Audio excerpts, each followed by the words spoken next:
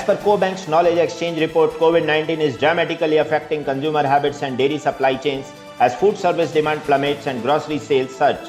Consumers struggling with job losses and economic uncertainty quickly return to buying basic dairy products like fluid milk, commodity cheese and butter. Even as restrictions have begun lifting, polling has shown widespread reluctance among consumers about immediately returning to normal activities. These activities include restaurant dining and business travel.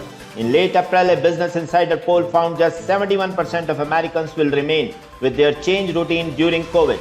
Around 16% said they would resume almost all of their activities post-pandemic. Forecasts from OpenTable suggest that the US could lose up to 25% of its restaurants. As consumers heeded the stay-at-home advisories, they increased purchases of products that in recent years had fallen out of favor.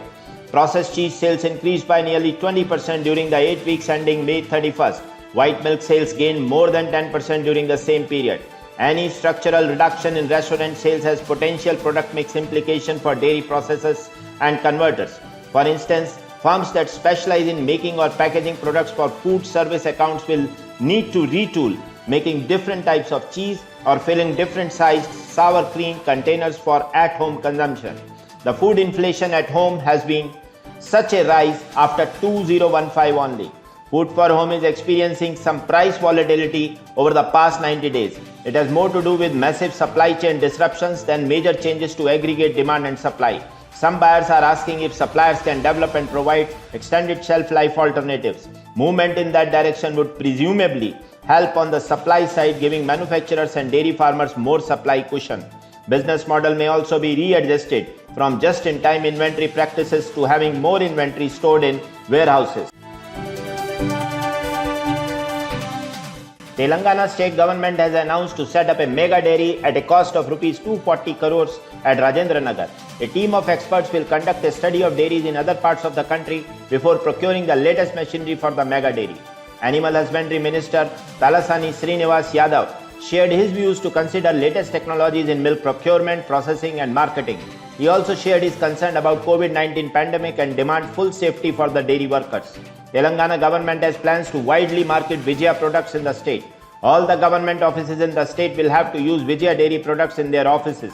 Vijaya dairy product sale counters will be established to promote entrepreneurship for unemployed in the state. The minister has also planned to set up a dairy polytechnic in the state. Amul launched Janmay range of edible oils in Gujarat today. This initiative from Amul is to provide remunerative price to edible oil seed growers from Banas, North Gujarat and South Gujarat.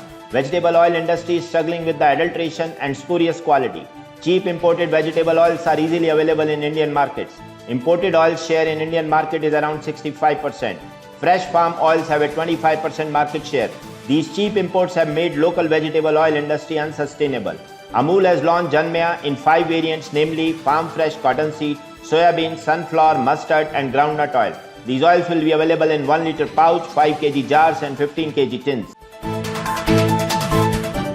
The Food and Agriculture Organization of the United Nations, FAO, has signed a new partnership agreement with Rabobank to help targeted rural communities benefit from more inclusive and sustainable food systems. This agreement will promote sustainability in food systems investments. The project will help to lower greenhouse gases GHG emissions, improve land and water use, and empower smallholder farmers to address the challenges of climate change and reduction of food losses. Special attention will be paid in ensuring the inclusion of poor, vulnerable and marginalized groups, including women and youth. The collaboration will begin with a review of the dairy sector in 2 pilot countries, India and Kenya. The objective will be to reduce food losses and promoting a transition to more sustainable food systems. The dairy sector has an important role to play in food system transformation as it contributes to livelihood, food security and nutrition. Though dairy production also contributes to greenhouse gas emissions, it holds huge potential for improvement. The partnership will also map agriculture supply chains to identify opportunities for green finance hotspots in emerging markets. It will also explore the possibility of environmental or climate finance programming incentives that reward farmers and small agribusinesses for adopting GHG emission reduction technologies and practices.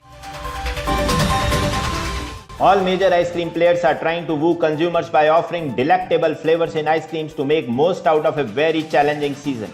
Mother Dairy Daily came out with an innovative category of ice cream chocolates. The product named as Rocket is available in two flavors of French vanilla and Belgian chocolate. Mother Dairy is targeting teen and tweens as their target demographics for this product category. The price of Rocket in market will be Rs 20. Mother Dairy has launched a mascot Neela on this occasion. Other offering from company included sugar-free diet chocolate cup and Ekdam Santra in the single serve pack size.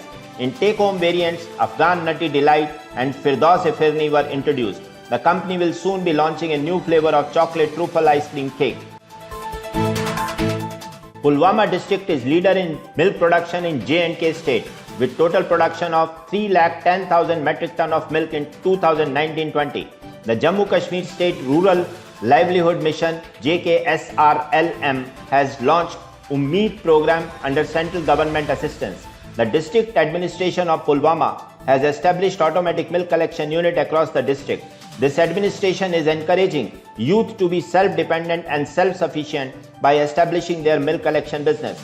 The youth of Pulwama, both boys and girls, have established their milk cooperative societies under Ummeed scheme. They collect milk at these collection centers of the societies and later this milk is distributed in Kashmir Valley after processing. The scheme is not only igniting the spirit of entrepreneurship in the youth of Pulwama district but also enabling them to generate more employment in the district. In a recently held auction at Global Dairy Trade, the price index jumped up by 8.3% in a GDT auction on July 7, 2020.